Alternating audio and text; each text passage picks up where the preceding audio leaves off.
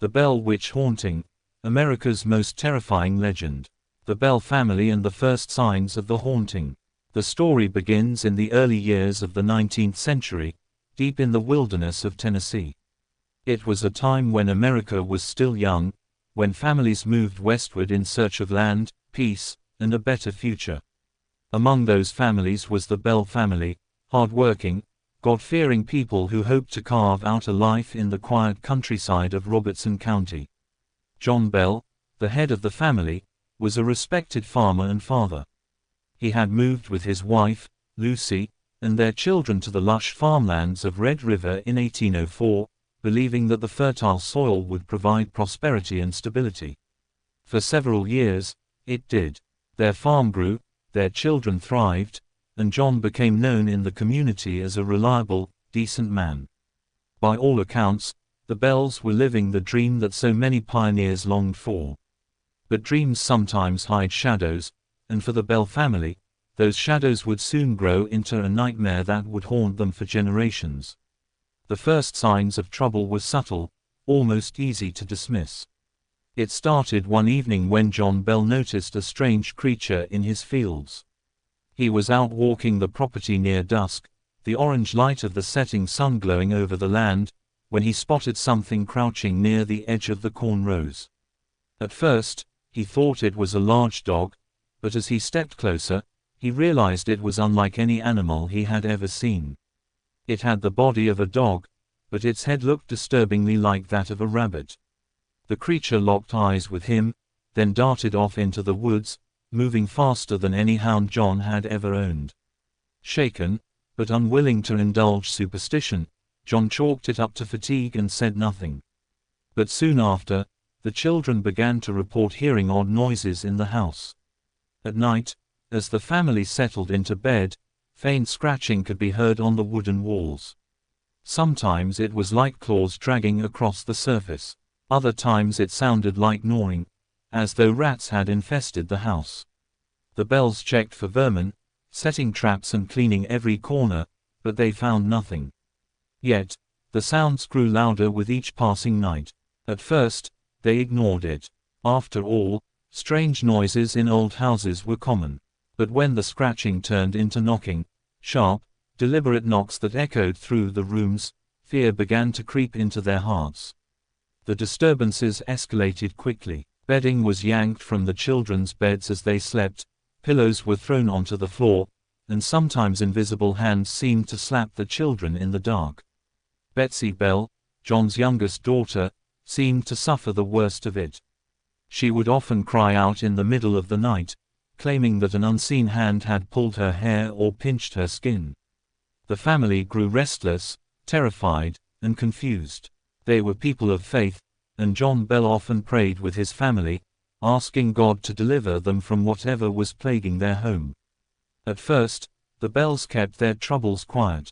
They feared the ridicule of neighbors, afraid people would dismiss their claims as nonsense. But the events grew too disturbing to hide. Soon, visitors began to witness the phenomena for themselves. Friends and neighbors who stayed at the Bell home reported hearing the same scratching, the same knocking, and sometimes even a low whispering voice that seemed to drift through the rooms without a body to speak it. One evening, as the family sat by the fire, they heard what sounded like a faint woman's voice singing a hymn. The words were indistinct, but the melody was clear and mournful. The Bells looked at each other in horror. There was no explanation, no intruder, no trick. The voice was simply there, as though carried on an invisible wind. As weeks turned into months, the unseen force grew bolder.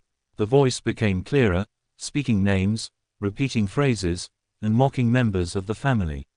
It seemed to have intelligence, as though it were listening to their conversations and responding in kind. Sometimes it spoke softly, almost kindly, but other times it screeched in rage, filling the house with curses and threats. The entity soon became known as the Witch, though no one could say for certain what it truly was. Betsy Bell continued to be its primary target. The witch seemed to despise her most of all. She was often slapped, scratched, and tormented until she was left in tears. The family was horrified but powerless to protect her. John Bell, desperate for answers, consulted friends and community members, hoping someone might know what to do. Word of the haunting began to spread beyond the Bell household, and before long, the strange events became a subject of fascination throughout the region. Visitors came to the Bell farm from miles around, curious to see if the stories were true. Many left shaken, convinced that something unnatural truly dwelled there. Some reported hearing the voice speak directly to them, answering questions it could not possibly have known. Others claimed to feel invisible hands touch them, or the sudden icy chill that filled the room when the witch was present. By this time, the entity had grown powerful enough to converse openly. It introduced itself with different names and identities, sometimes claiming to be a restless spirit, other times something darker. But the most consistent name it gave was that of Kate. It often referred to itself as Kate Batts Witch, claiming to be connected to a woman in the community named Kate Batts, who was rumored to have practiced strange folk traditions. Whether this was true or not, no one knew for certain. But the entity proudly declared, "I am Kate, the witch, and I will never leave this place." Fear spread not just through the Bell household, but across the countryside. Farmers whispered about the witch in hushed tones, preachers debated whether it was a demon or a restless spirit, and skeptics tried to explain the events away. But the evidence kept piling up. Too many had heard, seen, and felt the presence for it to be dismissed as imagination. As the months dragged on, the Bell family lived in a state of constant torment. Their once peaceful farm had become a place of fear and dread. John Bell's health began to decline, worn down by stress and the witch's constant threats. He would often sit quietly at the table, staring off with weary eyes, as though the life was slowly being drained from him. The witch, meanwhile, grew more confident. It taunted John, telling him that his days were numbered and that it intended to see him dead. It sang hymns at night, mocked the children, and sometimes broke into maniacal laughter that echoed through the halls. The Bells could find no rest, no peace, no sanctuary. And yet, strangely, the witch also showed moments of kindness, or at least curiosity. It would sometimes recite passages from scripture, sing hymns with Lucy Bell, or discuss news from distant towns, as though it somehow had knowledge far beyond the Bell farm. This dual nature, cruel and mocking one moment, intelligent and thoughtful the next, made the entity all the more terrifying. It was not simply a mindless spirit. It was something that could think, plan, and torment at will. By 1818, the haunting had become so intense that it was impossible to ignore. The Bell family's plight was now the talk of Tennessee, and even beyond. Travelers, scholars, and even clergy came to witness the haunting firsthand, and most left convinced that the Bell farm was truly cursed. The question remained, though, what was the witch? Was it truly the spirit of Kate Batts, seeking revenge on John Bell for some past slight? Was it a demon sent to torment them? Or was it something else entirely, something far older, something that had been waiting in the shadows long before the Bells ever set foot on the land? The family did not yet know the answer. All they knew was that the witch was not going away, and its hatred for John Bell and his daughter Betsy seemed to grow stronger with every passing day. The witch's wrath, voices, violence and witnesses. The haunting of the Bell family did not fade with time. On the contrary, the entity that called itself Kate grew bolder, louder, and more violent as the months turned into years. What began as scratching, knocking, and whispers had escalated into open conversations, physical assaults, and terrifying displays that left no doubt something intelligent, and deeply malicious, had attached itself to the Bells. By 1819, the family had given up on keeping their ordeal a secret. It was impossible to hide now. The voices were too clear, the violence too frequent, and the sheer strangeness of the events too overwhelming. Neighbors came and went from the Bell home, sometimes staying overnight just to see if the stories were true. They always left with wide eyes and hushed voices, their skepticism crushed by what they had witnessed. The witch's voice was the most unsettling part. At first, it had been faint and distorted, like wind rushing through hollow wood.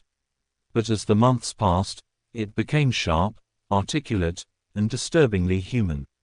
It could hold entire conversations, answer questions, and even sing hymns with chilling clarity.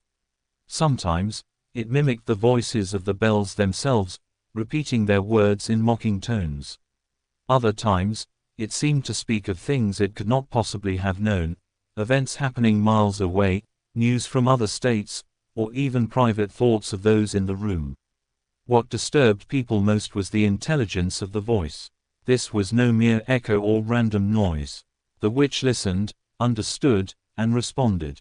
Its words carried purpose, sometimes cruel, sometimes cunning, sometimes terrifyingly accurate. The physical attacks grew worse as well. Betsy Bell, the youngest daughter, remained the witch's primary victim. She was slapped, pinched, scratched, and thrown to the floor by unseen hands. Sometimes her hair was yanked so violently that clumps were pulled out. She would cry out in agony, her cheeks red with fresh welts, while her family looked on in helpless horror. But Betsy was not the only one. Guests to the Bell home were sometimes struck or pushed. Strong men reported being slapped so hard that the sound echoed through the room. One man claimed that invisible hands squeezed his throat until he could not breathe, releasing him only when he fell to the floor gasping for air. And yet, the witch could also be strangely selective. Some visitors reported no harm at all. Instead, the voice would greet them politely, sing songs, or recite long passages of scripture. Others were showered with insults, mocked for their appearance, or cursed with vile language. It seemed the witch chose its targets based on whim, playing favorites with some while tormenting others without mercy. News of the haunting spread far beyond Robertson County. The Bell Witch became a local legend while the family was still alive. Ministers, scholars, and even skeptics traveled from across the region to witness the phenomenon. Many left convinced that the haunting was real, though few could agree on what caused it. Some believed it was the devil himself. Others thought it might be the restless spirit of someone wronged. A few even whispered that perhaps it was the land itself, cursed long before the Bells had ever settled there. One of the most remarkable aspects of the haunting was the witch's ability to speak about distant events. Travelers often tested it by asking questions about their families back home. To their shock, the witch would describe, in detail, what their loved ones were doing, even hundreds of miles away. Later, when letters arrived, the travelers discovered the witch had been correct. These accounts only deepened the mystery, raising questions about what kind of power this entity truly possessed. The torment of Betsy Bell reached a breaking point when she became engaged to a young man named Joshua Gardner. The witch violently opposed the union, taunting and tormenting Betsy whenever she spent time with Joshua. On several occasions, Betsy was left gasping and nearly unconscious after particularly vicious attacks. The witch's voice would shriek through the house, shouting, "You shall not marry him." The harassment became so unbearable that Betsy eventually broke off the engagement. Her heartbreak was devastating, but the witch seemed satisfied, mocking her sorrow with cruel laughter. Meanwhile, John Bell's health continued to deteriorate. Once a strong and hard-working man, he grew weaker with each passing year. He suffered from trembling hands, difficulty speaking, and bouts of exhaustion that left him bedridden. The witch taunted him endlessly, declaring that it would be the one to end his life. Whenever John attempted to pray, the voice would interrupt, cursing and mocking his words.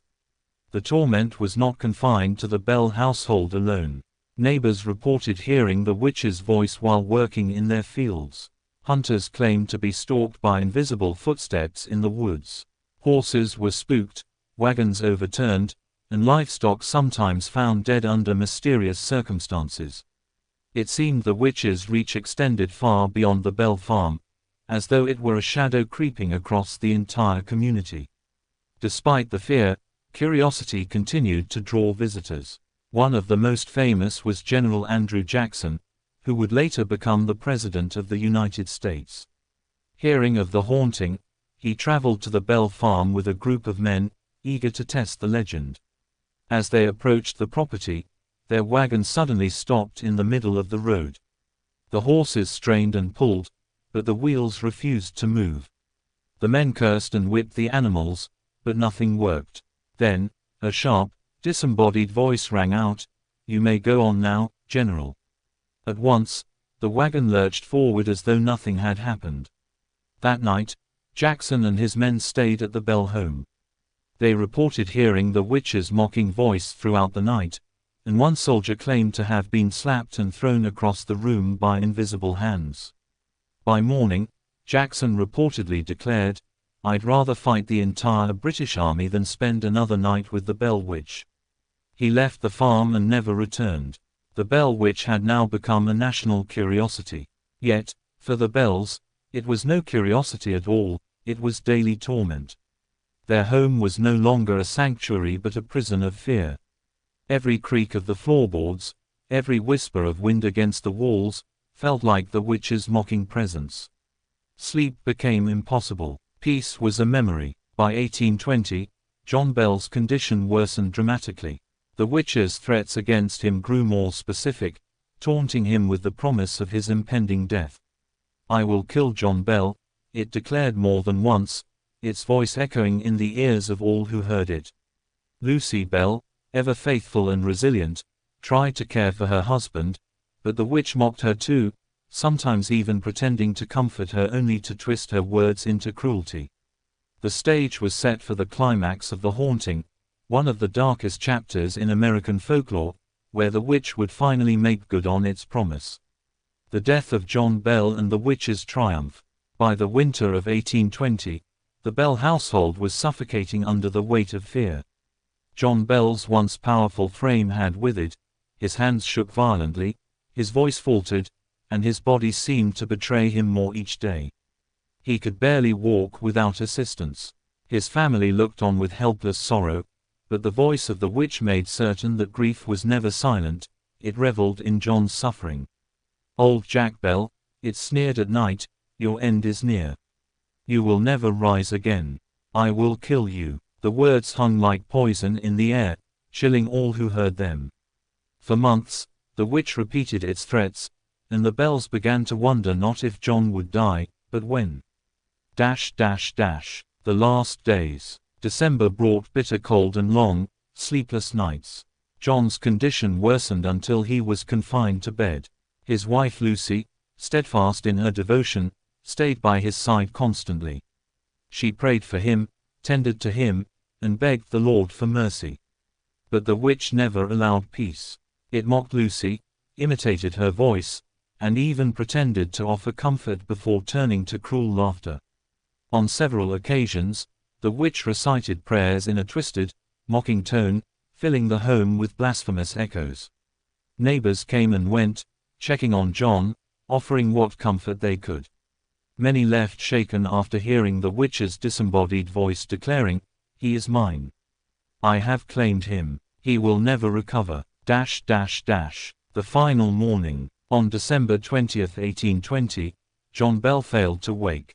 His breathing was shallow, his skin pale, and his pulse faint.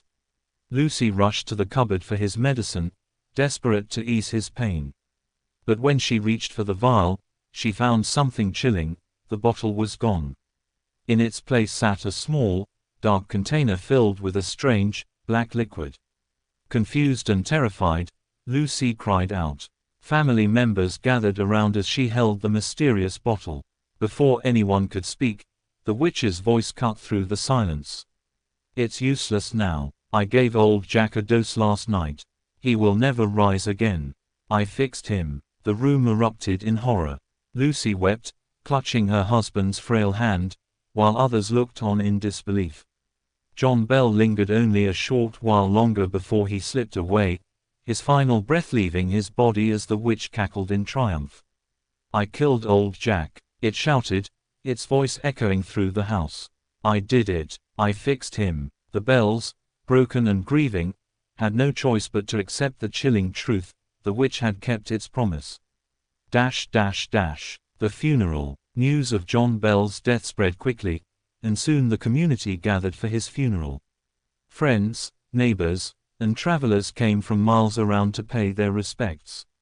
Ministers prayed, and mourners wept, but even in death, John Bell was not free of the witch's torment. During the service, as the coffin was lowered into the cold earth, the witch's mocking voice rang out once more. It sang hymns in grotesque imitation, laughed loudly, and shouted insults at the grieving family. Many mourners fled the graveside in terror, unable to endure the blasphemous spectacle. For hours, the witch continued its cruel mockery, reveling in the chaos it had caused. One witness later remarked that the funeral was unlike any he had ever attended, not because of the grief, but because of the unholy presence that seemed determined to overshadow even death. Betsy's broken spirit. While the death of John Bell marked the climax of the haunting, the witch's torment did not end there. Betsy Bell remained its favorite victim. Though no longer assaulted with the same violent fury as before, she was still plagued by cruel whispers, mocking laughter, and threats that poisoned her every step. Her broken engagement to Joshua Gardner had left deep scars, and the witch ensured those wounds never healed. Whenever Betsy allowed herself a moment of happiness, the voice would return to remind her that joy was forbidden. The girl who had once been full of light and promise now carried the shadow of the witch within her. A strange departure. Then, in 1821, something unexpected happened. The witch announced that it would leave the Bells for a time. "I will go away," it declared, "but I will return in 7 years." True to its word, the torment lessened.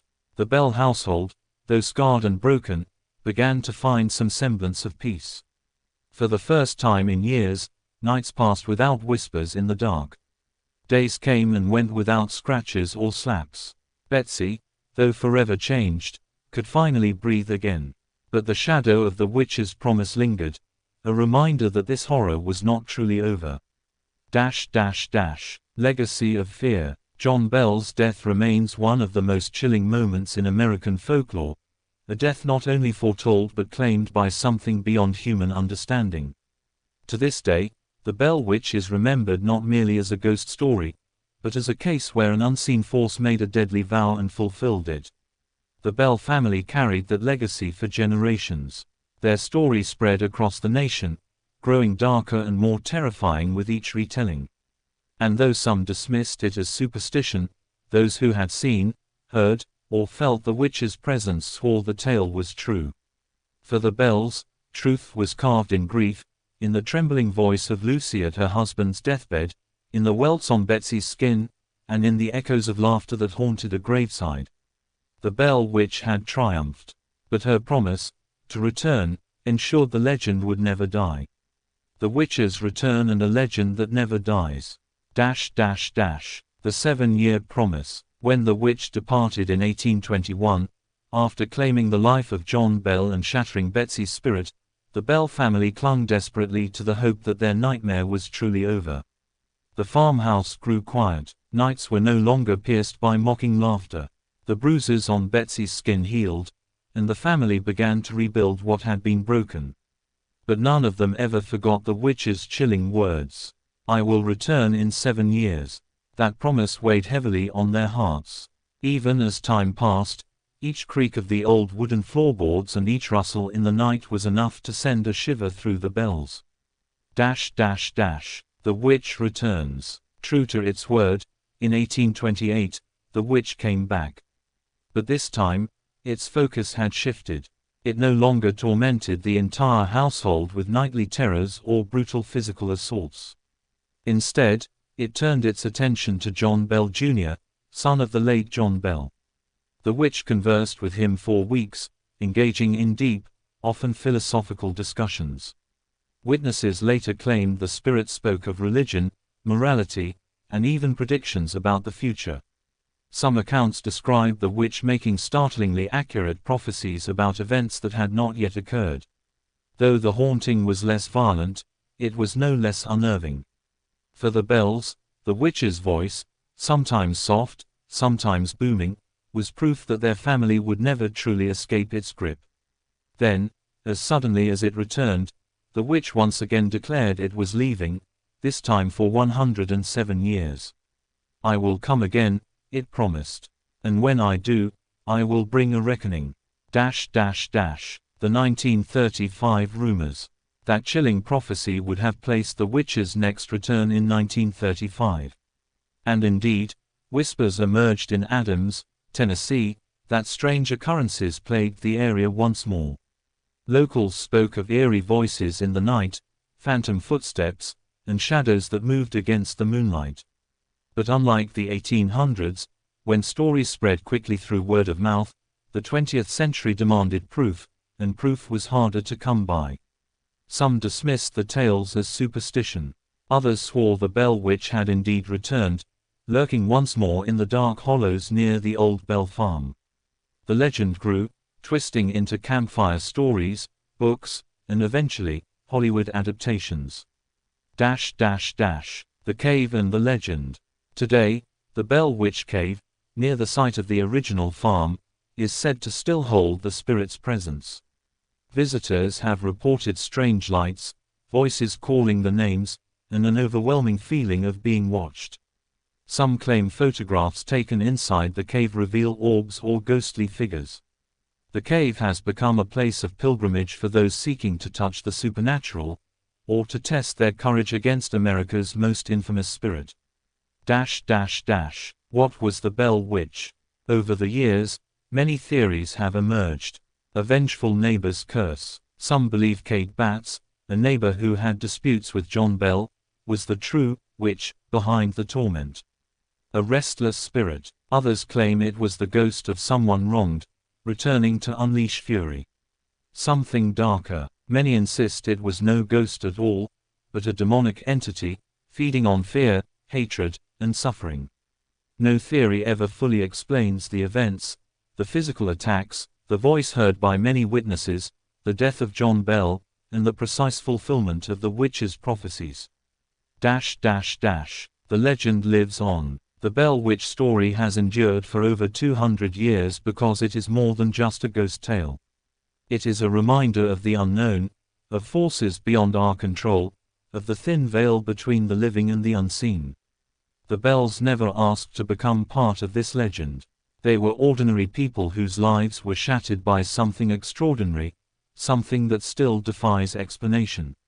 To this day, locals in Adams, Tennessee, lower their voices when speaking of the witch. Some refuse to say her name at all, fearing it might draw her attention. Others wear the legend like a badge of pride, knowing their small town is forever etched in history as the site of America's most terrifying haunting.